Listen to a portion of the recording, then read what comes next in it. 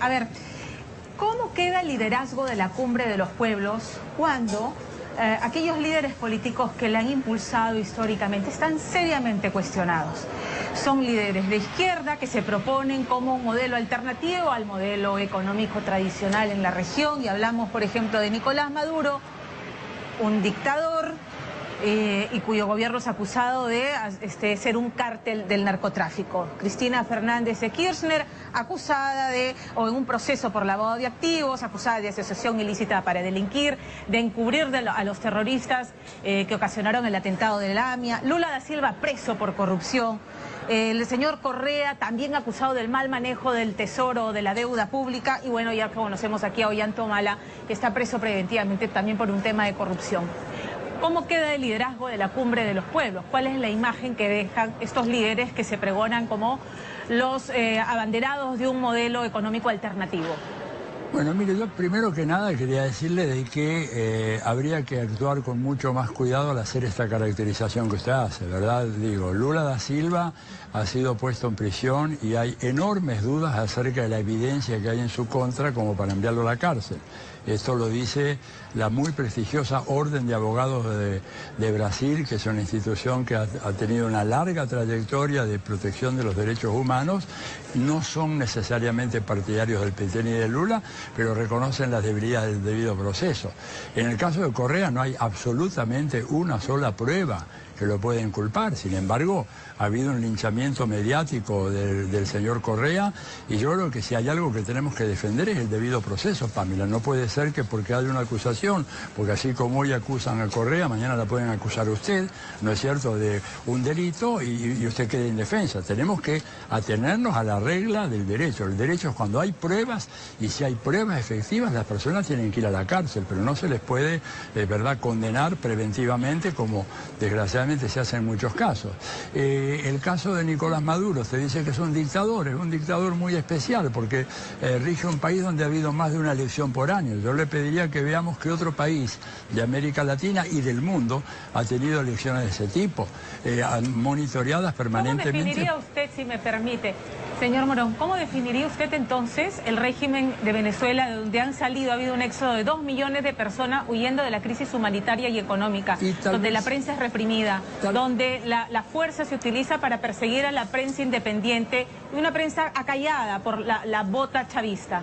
Realmente me sorprende lo que usted dice. Se ve que no ha estado en Venezuela, ni conoce el país, ni ha recorrido, ni ha hablado con la gente, porque fíjese usted que los principales líderes de la oposición de Venezuela, María Corina Machado, Borges, etcétera, entran y salen del país sin ningún problema, hacen declaraciones a la prensa, tienen conferencias de prensa, todo eso se publica en los medios venezolanos. La verdad que si eso, perdón, quiero terminar, si eso es una dictadura, bueno, le aseguro que en las carreras de ciencia política de Estados Unidos tenemos que empezar a definir otra vez lo que es una dictadura.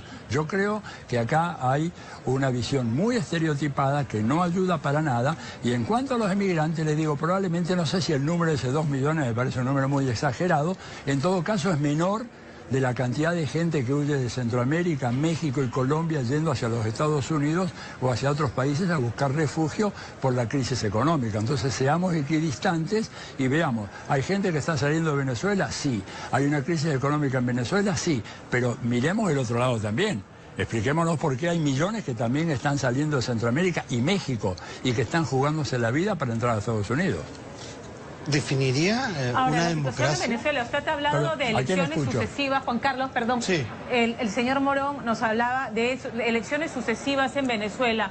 Todos los poderes dominados por el chavismo. ¿Se puede hablar de elecciones transparentes? Han habido denuncias internacionales de cómo es que esas elecciones son manipuladas, de cómo el referéndum que trató de llevar la Mesa Única Democrática nunca se llegó a terminar la contabilización de los votos, el referéndum quedó en nada. Hay persecución política, hay presos políticos, las denuncias internacionales están en todos los periódicos independientes del mundo. No, yo creo que está equivocada también, perdóneme, pero la verdad que no es así.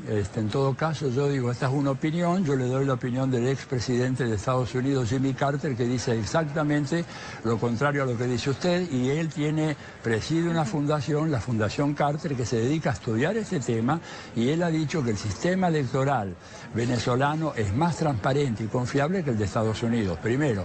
En segundo lugar, si fuera como usted dice, que no es verdad, la oposición jamás podría haber ganado la elección en la Asamblea Nacional, que ganaron ellos perfectamente. O sea que acá nos encontramos en un caso curioso en donde si yo gano las elecciones son honestas, si pierdo las elecciones son deshonestas. La verdad que no es un ejemplo de buena cultura política. ¿Pero qué pasó después con la Asamblea Nacional? Después, bueno, la Asamblea Nacional, en lugar de hacer lo que tenía que hacer, que hubiera sido la gran contribución a la paz en Venezuela, tenía que haber elaborado una legislación que corrigiera algunas de las cosas que ellos ven. Pero si después el régimen de Maduro se negó a hacer caso a cualquier tipo de ley que salía y emanara de esa asamblea, y luego la arrinconó y la cambió por otra. Pero escúcheme, el gobierno de Maduro, porque si hablamos de régimen tenemos que hablar también de régimen en Perú, en la Argentina, en Colombia, digamos, en donde están matando gente pero de una manera impresionante, o en México, digo, si quiere tengo acá el último informe, hay 47 presidentes municipales asesinados